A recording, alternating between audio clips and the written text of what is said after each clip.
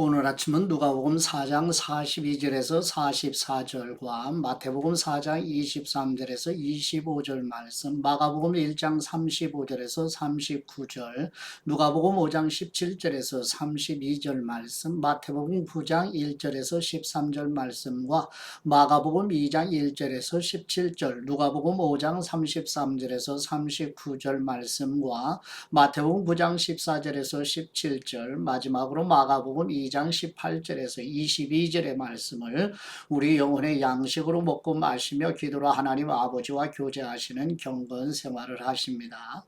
오늘 함께 묵상하실 복음서 말씀의 핵심 내용은 나사렛 예수님께서 갈릴리 1차 순회 복음을 증거하시는 기간 동안에 일어난 일들입니다. 이런 내용을 마음에 두시고 이제 설명으로 나아가 볼까요?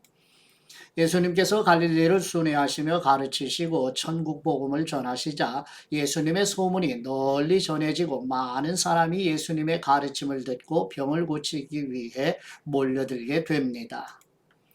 4명의 친구들이 지붕을 뚫고 중풍병자를 예수님 앞에 내려놓자 예수님께서 뇌 죄사함을 받았느니라고 말씀하심으로 고쳐주시자 사람들이 모두 놀라 하나님께 찬송을 드리게 되고요.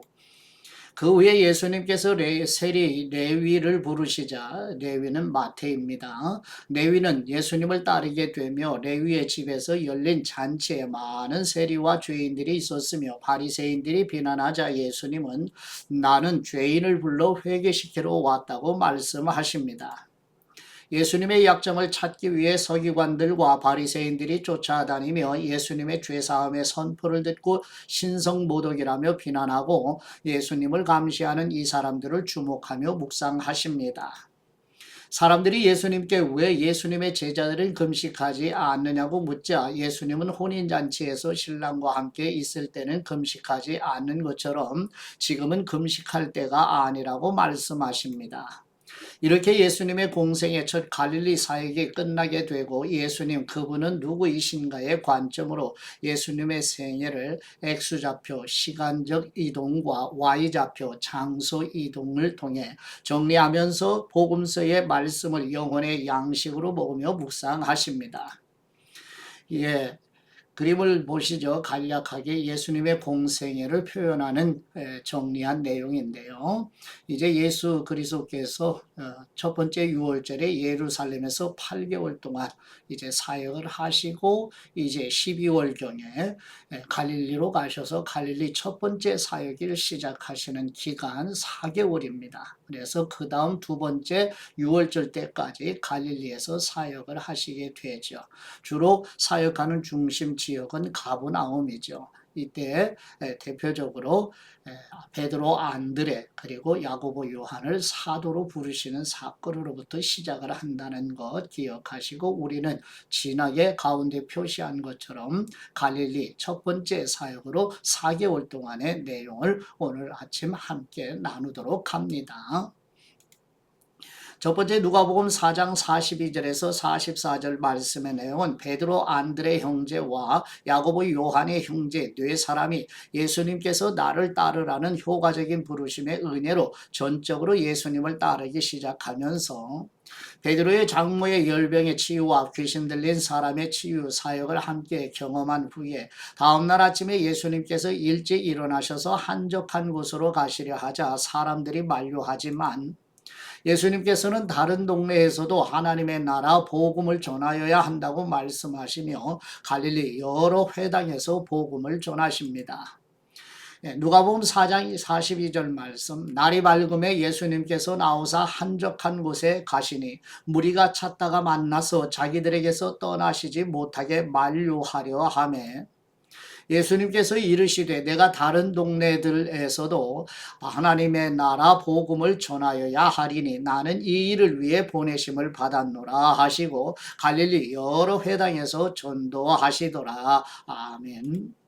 두 번째 마태복음 4장 23절에서 25절 말씀의 내용은 마태는 성령님의 영감으로 예수님께서 4명의 제자들과 함께 갈릴리 여러 회당에서 천국 복음을 전하시며 병든 사람과 약한 것을 고치시니 예수님의 소문이 수리아 지역까지 전해지면서 갈릴리와 데가볼리와 예루살렘과 요단강 건너편에서까지 사람들이 예수님을 따르게 되었다고 기록하고 있습니다. 마태복음 4장 23절 말씀, 예수님께서 온 갈릴리에 두루 다니사 그들의 회당에서 가르치시며 천국 복음을 전파하시며 백성 중에 모든 병과 모든 약한 것을 고치시니 그분의 소문이 온 수리아에 퍼진지라. 사람들이 모든 앓는 사람 곧 각종 병에 걸려서 고통당하는 사람, 귀신 들린 사람, 간질하는 사람, 중풍병자들을 데려오니 그들을 고치시더라. 갈릴리와 데가볼리와 예루살렘과 유대와 요단강 건너편에서 수많은 무리가 따르니라. 아멘. 세 번째 마가복음 1장 35절에서 39절 말씀의 내용은 예수님께서 새벽 밝기 전에 일어나시어 한적한 곳으로 가셔서 기도 드리신 후에 가까운 마을로 가시어 예수님께서 보내심을 받아 오신 목적이 복음을 전하는 것이라고 말씀하시며 다른 4명의 제자와 함께 복음을 전하십니다. 마가복음 1장 35절 말씀, 새벽 아직도 밝기 전에 예수님께서 일어나 나가 한적한 곳으로 가사 거기서 기도 드리시더니 시몬과 및 그와 함께 있는 사람들이 예수님의 뒤를 따라가 만나서 이르되 모든 사람이 주님을 찾나이다. 이르시되 우리가 다른 가까운 마을들로 가자. 거기서도 전도하리니 내가 이를 위하여 왔노라 하시고 이에 온 갈릴리에 다니시며 그들의 여러 회당에서 전도하시고 또 귀신들을 내쫓으시더라. 아멘.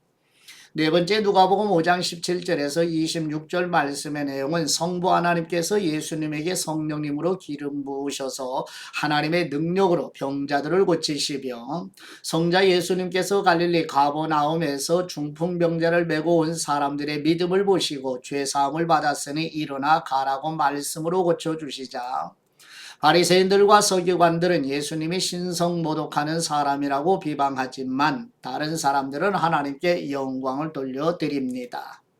누가복음 5장 17절 말씀, 하루는 가르치실 때에 갈릴리의 각 마을과 유대와 예루살렘에서 온 바리새인과 율법 교사들이 앉았는데 병을 고치는 주님의 능력이 예수님과 함께 하더라. 한 중풍병자를 사람들이 침상에 메고 와서 예수님 앞에 들여놓고자 하였으나 무리 때문에 메고 들어갈 길을 얻지 못한지라. 지붕에 올라가 기와를 벗기고 병자를 침상째 무리 가운데로 예수님 앞에 달아내리니 예수님께서 그들의 믿음을 보시고 이르시되 이 사람아 뇌 죄사함을 받았느니라 하시니 서기관과 바리새인들이 생각하여 이르되 이 신성 모독하는 사람이 누구냐? 오직 하나님 외에 누가 능히 죄를 사하겠느냐? 예수님께서 그 생각을 아시고 대답하여 이르시되 너희 마음에 무슨 생각을 하느냐?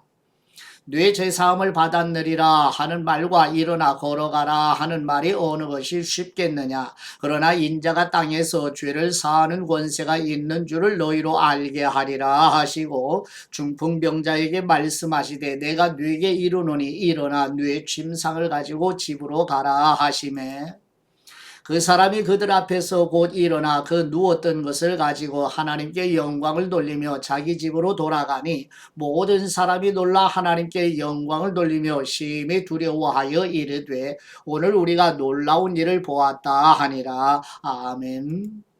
다섯 번째 누가복음 5장 27절에서 32절 말씀의 내용은 세관에 있는 마태를 부르시고 예수님께서 왜 세리들과 주인들이 함께 식사하느냐며 시비하는 바리새인과 서기관들에게 예수님은 의인을 부르러 온 것이 아니라 죄인을 부르러 오셨다고 말씀하십니다.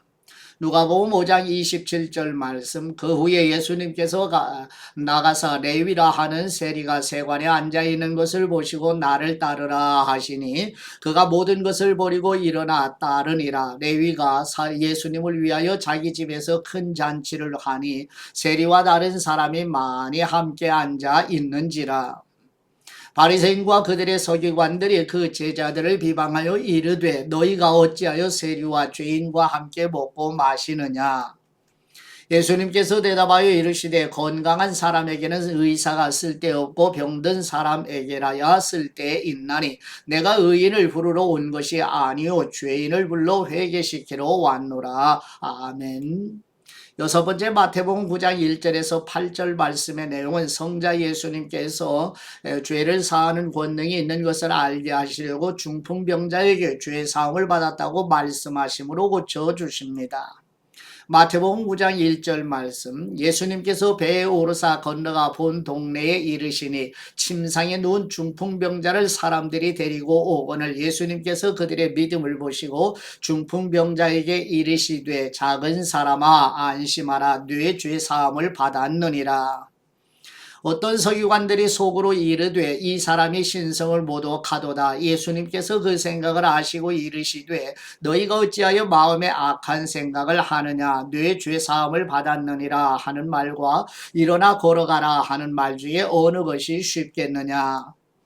그러나 인자가 세상에서 죄를 사하는 권능이 있는 줄을 너희로 알게 하려 하노라 하시고 중풍병자에게 말씀하시되 일어나 네 침상을 가지고 집으로 가라 하시니 그가 일어나 집으로 돌아가거늘 무리가 보고 두려워하며 이런 권능을 사람에게 주신 하나님께 영광을 돌리니라. 아멘.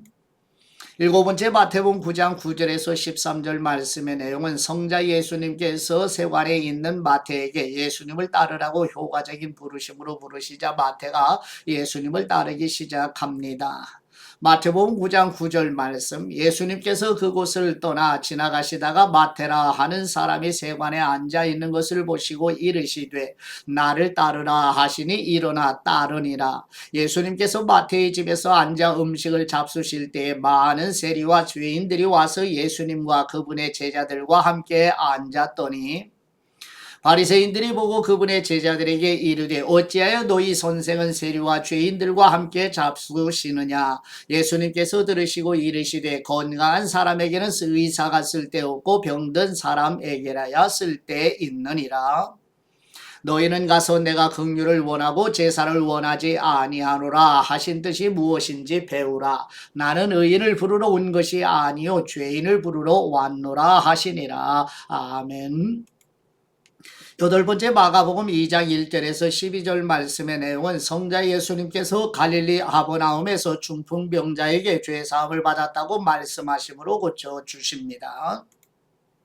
마가복음 2장 1절 말씀 수일 후에 예수님께서 다시 가버나움에 들어가시니 집에 계시다는 소문이 들린지라 많은 사람이 모여서 문 앞까지도 들어설 자리가 없게 되었는데 예수님께서 그들에게 도를 말씀하시더니 사람들이 한 중풍병자를 네 사람에게 메워가지고 예수님께로 올세 무리들 때문에 예수님께 데려갈 수 없으므로 그 계신 곳에 지붕을 뜯어 구멍을 내고 중풍병자가 누운 상을 달아 내리니 예수님께서 그들의 믿음을 보시고 중풍병자에게 이르시되 작은 사람아 네 죄사함을 받았느니라 하시니 어떤 서기관들이 거기에 앉아서 마음에 생각하기를 이 사람이 어찌 이렇게 말하는가 신성모독이로다. 오직 하나님 한 분 외에는 누가 능히 죄를 사하겠느냐. 그들이 속으로 이렇게 생각하는 줄을 예수님께서 곧 중심에 아시고 이르시되 어찌하여 이것을 마음에 생각하느냐.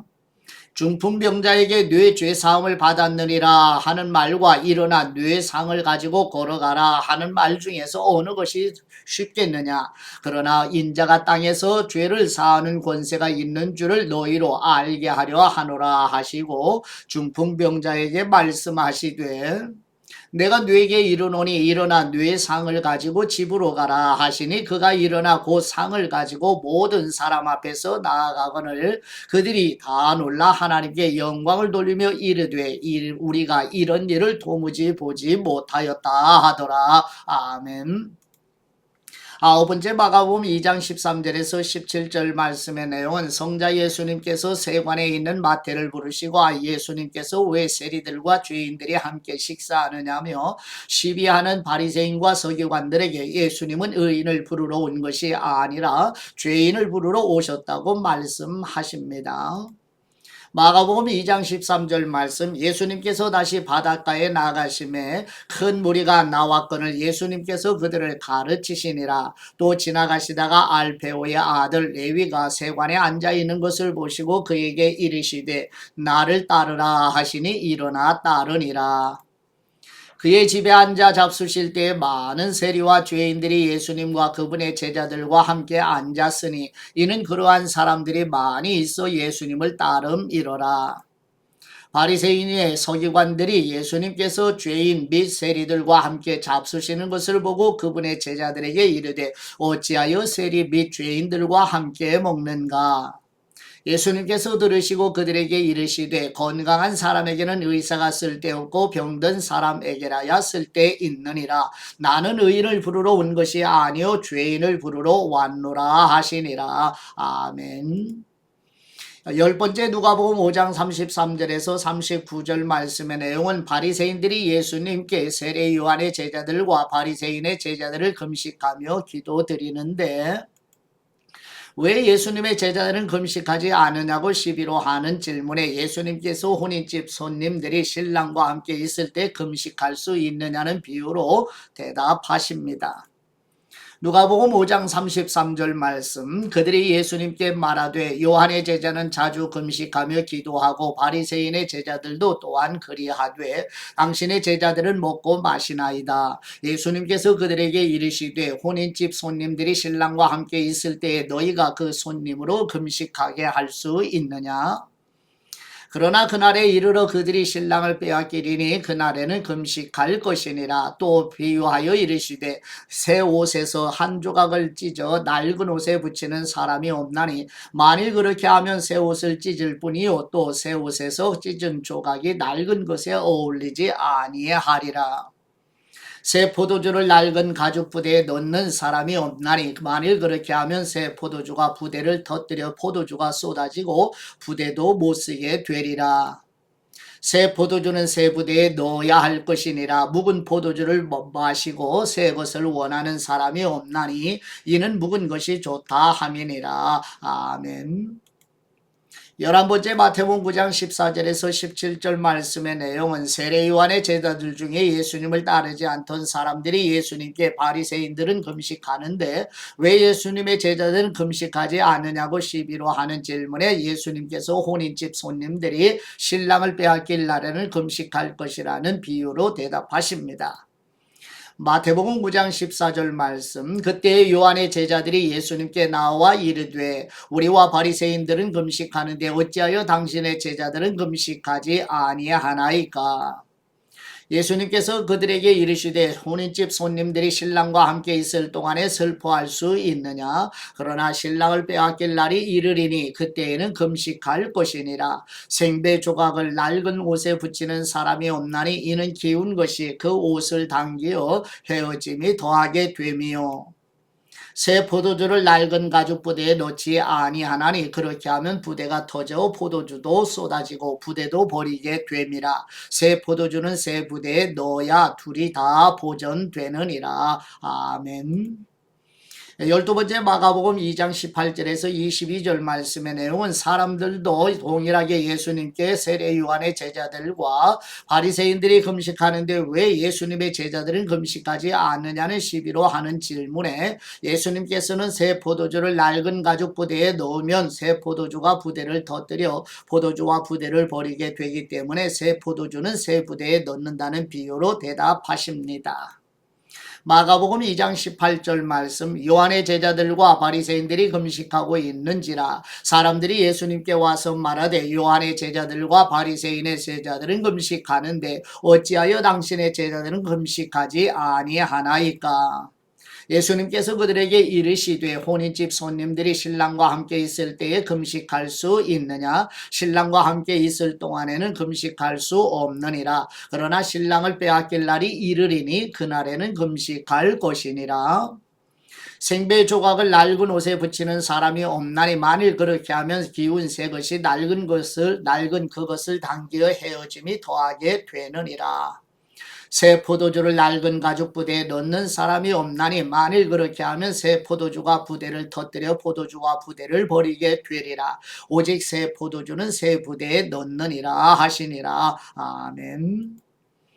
예, 묵상의 말씀은 누가복음 5장 24절 말씀으로 그러나 인자가 땅에서 죄를 사하는 권세가 있는 줄을 너희로 알게 하리라 하시고 중풍병자에게 말씀하시되 내가 뇌게 이르노니 일어나 뇌 침상을 가지고 집으로 가라 하시매. 아멘. 예수님께서 중풍병자를 고치실 때 치료가 아니라 죄 사함을 선포하시지요. 그러자 갈릴리의 각 마을과 유대와 예루살렘에서 온 바리새인과 율법 교사들이 신성모독죄라며 일제히 발끈하게 되지요. 예수님은 아랑곳하지 않고 인자가 땅에서 죄를 사하는 권세가 있는 줄 알게 하겠다고 말씀하십니다. 예수님의 치유사역은 예수님, 나사렛 예수님 그분은 과연 누구이신가를 드러내는 데 초점이 있어요. 예수님을 모르는 것보다 큰 병이 없고 예수님 안에서는 어떤 질병도 문제가 되지 않습니다. 아멘.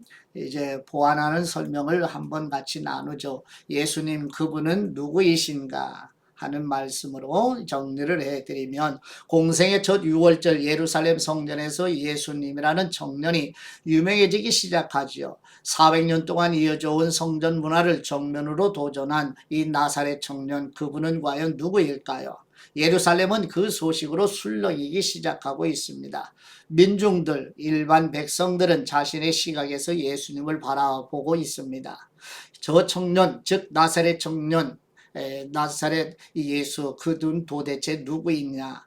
갈릴리 나사렛 예수님이라고? 예수 정말 대단하구나. 성전에서 폭리를 취하는 안나스가 당하는 걸 보니 속이 시원했어. 그런데 누구이길래 감히 헤롯에게 도전하는 걸까? 헤롯이 짓기 시작한 성전을 헐어버리라고 하니 말이야. 민중들은 예수님의 행동에 놀라워하며 나사렛 예수님의 정체에 대해 궁금해합니다. 그 다음에 두 번째 그룹으로 대제사장, 사두개파, 서기관들도 예수님의 등장에 긴장하는데 대제사장을 보시죠. 우리를 공격한다고? 도대체 누구야 나사렛 청년은? 요즘 왜 이렇게 골치 아픈 일들이 많이 생기는 걸까? 그래도 세례 요한이 민심을 흔들어서 골치 아팠는데 이번에는 또 누구야? 당장 조사해 보라. 그들은 예수님을 조사하기 살피기 시작합니다. 한편 민중의 지지를 받고 있는 바리새파는 신중한 태도를 보이지요. 좀 더 시간을 두고 봐야겠군. 사두개파와 대제사장 세력을 공격하는 건 마음에 드는데 섣불리 우리 편으로 끌어들일 수 없잖아.